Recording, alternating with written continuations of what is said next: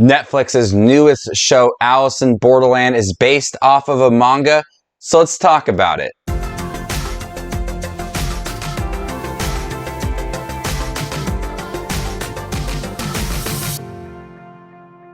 A group of bored delinquents are transported to a parallel wasteland as part of a survival game. Welcome back, everybody, to my channel. If you guys love to watch movies and Netflix, of course, you guys are in the right spot. Make sure to hit that subscribe button down below and click that bell notification for more up and coming videos. Alice in Borderland is an 8-part Netflix series that is based off of a manga. Just like most of these anime adaptations, I have not read it, but I've heard some pretty good things about it. And after watching Alice in Borderland, my God, I'd be interested in checking it out. Alice in Borderland is a highly entertaining, suspenseful series about a group of friends who are just enjoying their day, and they confine themselves into a small space and leave it and find that they are in a parallel world where everybody is gone. And they have to participate in these games that they have to survive. And it kind of reminded me a little bit of Escape Room.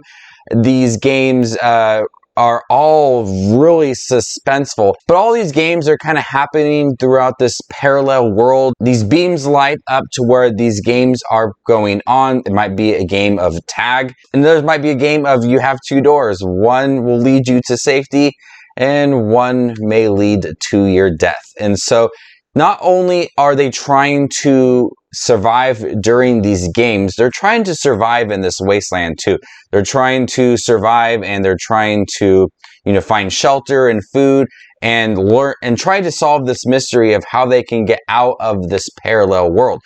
I thought Alice in Borderland was highly entertaining. Right away from the first episode, I was hooked with its suspense. The games are so creative and really put you in the moment, and they're really tense, and they really do not let go, and you want to see what's going to happen. All of it just moves fairly quick.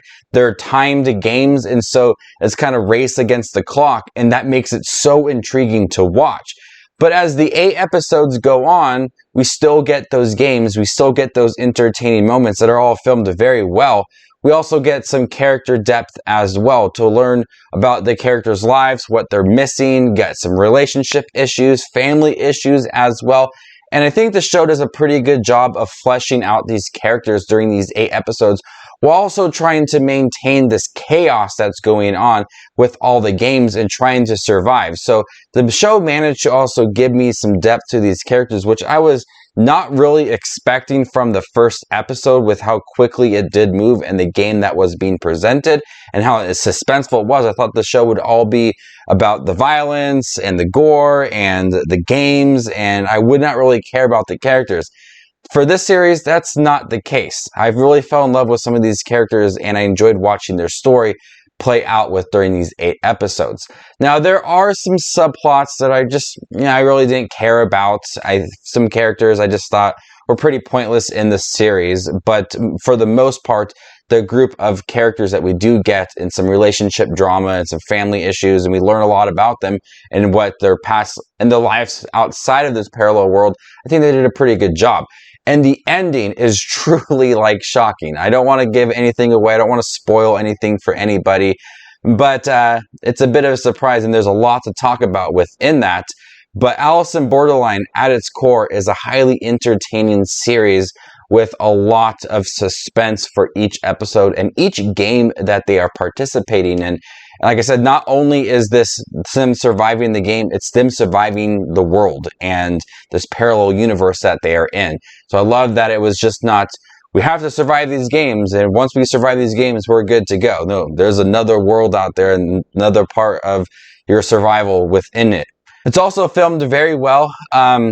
It's not a lot of edits when it comes to some of these games, which adds to the suspense. It doesn't really take it away from you. It kind of just gives you everything right there and lets you enjoy all of it. Like I said, I compared this to kind of Escape Room. The first episode has this nice trap, and you got the kind of the one room that's good, the one room that's bad, and you kind of have to make these decisions.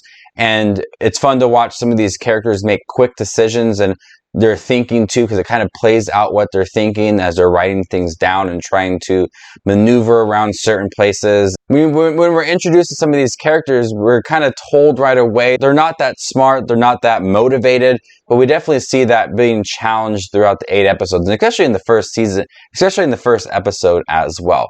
So overall, Alice in Borderland definitely delivered on the entertaining moments. It was suspenseful. I loved how it was filmed. I love the games and how creative and suspenseful and it challenged some of these characters.